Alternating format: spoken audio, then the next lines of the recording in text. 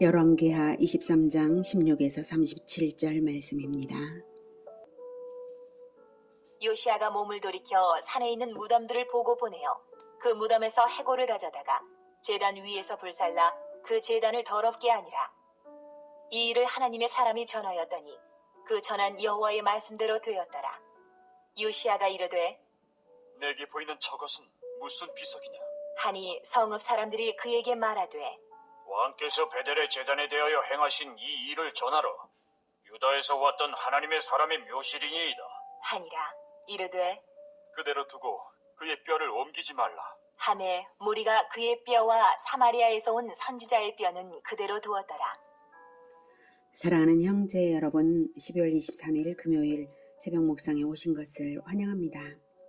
요시아 왕이 거국적인 신앙개혁을 일으켰는데요. 여선지자 훌다를 통해서 요시아 시대에는 심판이 면제된 것을 들었고 그래서 안일해질 수도 있었는데 요시아는 개혁의 깃발을 올렸고 온 백성을 노소를 막론하고 모이게 해서 율법을 먼저 귀에 들려줬어요. 요시아의 개혁은 선조 때부터의 죄를 회개하는 것이고 다음 세대를 위한 개혁이라고 말할 수 있겠습니다. 옛 북이스라엘 영토였던 이제는 아수르에 빼앗겨버린 베델까지도 가서 산당을 불사르고 빻아서 가루를 만들기까지 했습니다. 16절 요시아가 몸을 돌이켜 산에 있는 무덤들을 보고 보내어 그 무덤에서 해골을 가져다가 제단 위에서 불살라 그 제단을 더럽게 하니라. 이 일을 하나님의 사람이 전하였더니 그 전한 여호와의 말씀대로 되었더라. 네, 더럽게 한 이 제단은 바로 여로보암이 금송아지 우상에게 제물을 바치던 그 제단이고요. 이렇게 요시아가 행한 일은 과거 하나님의 사람이 전하였더니 그 전한 여호와의 말씀대로 된 사건입니다. 바로 과거 그 예언은 300년 전 일인데요. 열왕기상 13장 1에서 5절을 보면 제가 읽겠습니다. 보라, 그때에 하나님의 사람이 여호와의 말씀으로 말미암아 유다에서부터 베델에 이르니 마침 여로보암이 제단 곁에 서서 분향하는지라. 하나님의 사람이 제단을 향하여 여호와의 말씀으로 외쳐 이르되 제단아 제단아 여호와께서 이와 같이 말씀하시기를 다윗의 집에 요시아라 이름하는 아들을 낳으리니 그가 내 위에 분향하는 산당 제사장을 내 위에서 제물로 바칠 것이요 또 사람의 뼈를 내 위에서 사르리라 하셨느니라 하고 그날에 그가 징조를 들어 이르되 이는 여호와께서 말씀하신 징조라. 제단이 갈라지며 그 위에 있는 재가 쏟아지리라 하매 여로보암 왕이 하나님의 사람이 베델에 있는 제단을 향하여 외쳐 말함을 들을 때에 제단에서 손을 펴며 그를 잡으라 하더라. 그를 향하여 편 손이 말라 다시 거두지 못하며 하나님의 사람이 여호와의 말씀으로 보인 징조대로 제단이 갈라지며 재가 제단에서 쏟아진지라.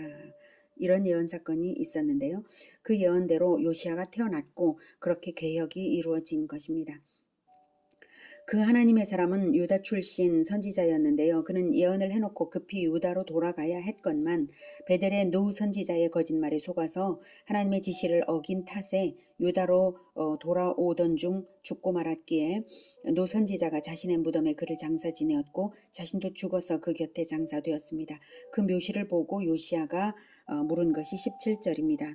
17절 요시아가 이르되 내게 보이는 저것은 무슨 비석이냐 하니 성읍 사람들이 그에게 말하되 왕께서 베델의 제단에 대하여 행하신 이 일을 전하러 유다에서 왔던 하나님의 사람의 묘실이니이다 하니라. 네, 베델 성읍 사람들이 300년 전에 그 사건을 기억하고 대답을 했고 그 예언대로 지금 이루어지고 있다는 것도 분명하게 깨달았던 것이죠. 그래서 그렇게 대답을 했습니다. 그 예언이 이루어지기를 기다려온 사람이라고 볼 수가 있겠죠. 이렇게 대답한 것은 그 사건의 교훈이 그 과거의 300년 전의 그 사건의 교훈이 강력하게 그들을 가르쳤음을 알 수가 있습니다. 베델의 제단과 우상 숭배가 300년을 이어왔지만 우상 제단의 회파 예언도 300년을 이어오면서 경건한 사람들을 지키고 있었던 것입니다. 하나님은 바로 이렇게 하시려고 유다 출신 선지자의 죽음을 사용하셨던 것이죠. 18절 이르되 그대로 두고 그의 뼈를 옮기지 말라 하매 무리가 그의 뼈와 사마리아에서 온 선지자의 뼈는 그대로 두었더라. 여기서 사마리아에서 온 선지자의 뼈는 유다 출신 선지자를 속인 노 선지자를 말합니다. 그 자신도 변질된 선지자였지만 그의 뼈를 훼손시키지 않은 것은 유다 선지자를 위하여 울며 장사 치른 행동을 높이 샀기 때문입니다. 19절 전에 이스라엘 여러 왕이 사마리아 각 성읍에 지어서 여호와를 경노하게 한 산당을 요시아가 다 제거하되 베델에서 행한 모든 일대로 행하고 또 거기 있는 산당의 제사장들을 다 제단 위에서 죽이고 사람의 해골을 제단 위에서 불사르고 예루살렘으로 돌아왔더라. 이렇게 행한 것은 단지 베델에서만이 아니라 이스라엘 북부까지 가서 여러 성읍들에서 그리 했고요.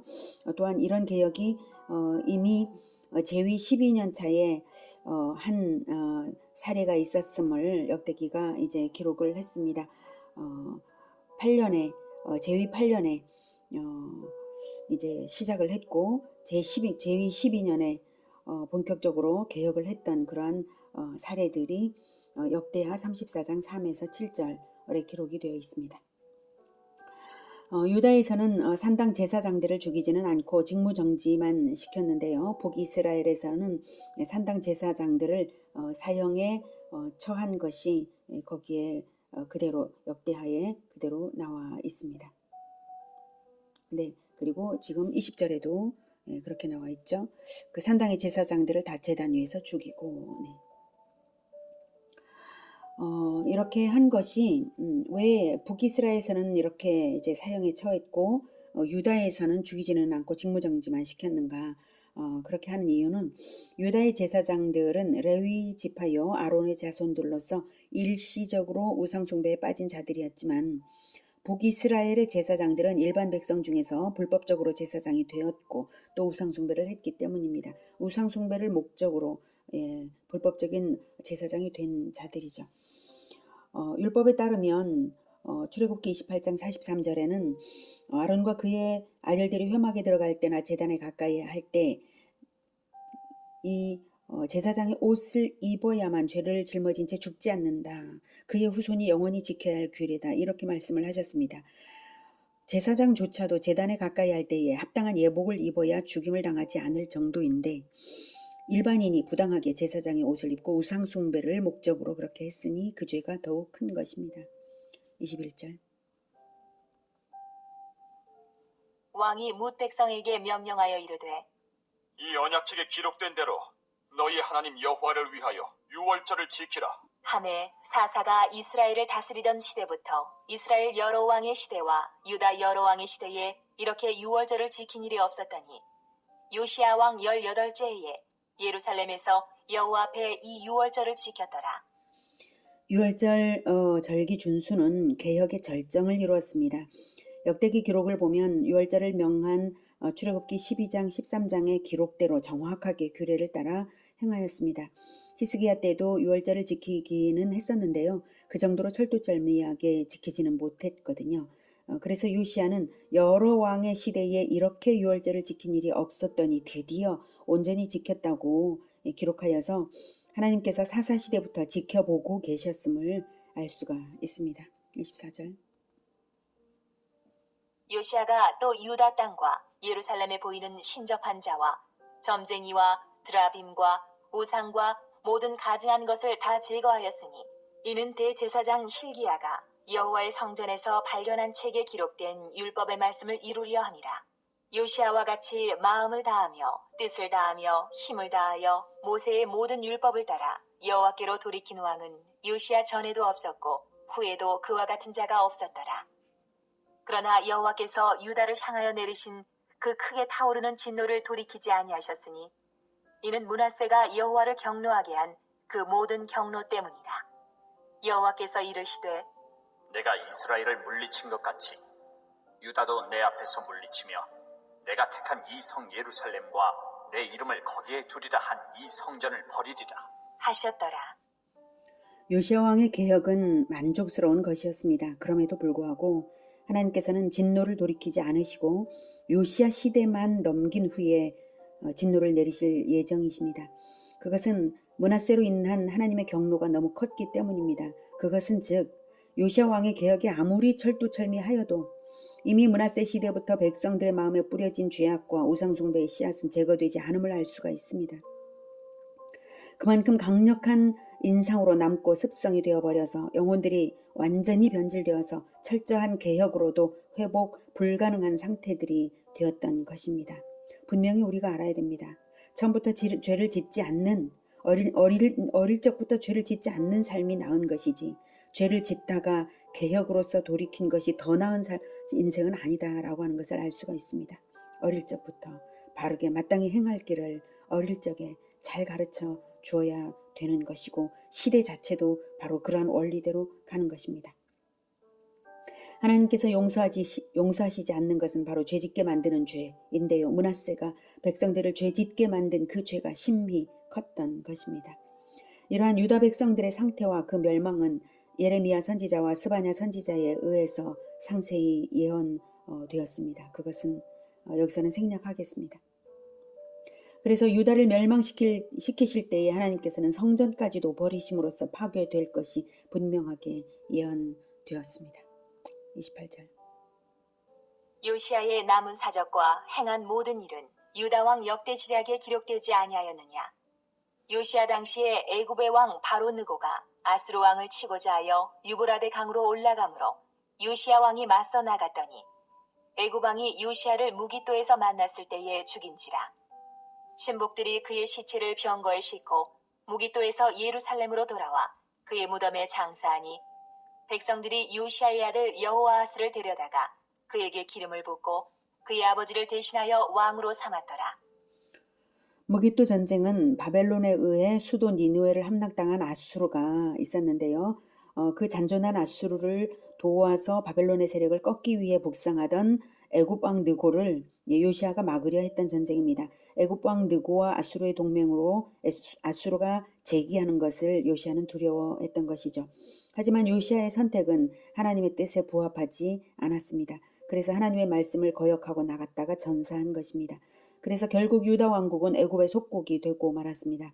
따라서 이 사건은 여선지자 훌다의 예언대로 요시아 자신은 왕국의 멸망을 눈으로 보지 않게 되고 유다 백성들에게는 이미 작정하신 대로 재앙의 시작이 되는 사건이었습니다. 31절. 여호아하스가 왕이 될 때에 나이가 23세라. 예루살렘에서 석 달간 다스리니라. 그의 어머니의 이름은 하무달이라. 림나 예레미야의 딸이더라. 여호아하스가 그의 조상들의 모든 행위대로 여호와 보시기에 악을 행하였더니 바로 느고가 그를 하마 땅 림나에 가두어 예루살렘에서 왕이 되지 못하게 하고 또 그 나라로 은 100달란트와 금 1달란트를 벌금으로 내게 하고 바로 느고가 요시아의 아들 엘리야김을 그의 아버지 요시아를 대신하여 왕으로 삼고 그의 이름을 고쳐 여호야김이라 하고 여호아하스는 애굽으로 잡아갔더니 그가 거기서 죽으니라. 여호야김이 은과 금을 바로에게 주니라. 그가 바로 느고의 명령대로 그에게 그 돈을 주기 위하여 나라에 부과하되 백성들 각 사람의 힘대로 액수를 정하고 은금을 징수하였더라. 여호야김이 왕이 될 때에 나이가 25세라. 예루살렘에서 11년간 다스리니라. 그의 어머니의 이름은 스비다라. 루마 부다야의 딸이더라. 여호야김이 그의 조상들이 행한 모든 일을 따라서 여호와 보시기에 악을 행하였더라. 네, 방금 성우가 읽을 때에 33절에 리블라를 림나로 잘못 읽은 거 수정 하시기 바랍니다.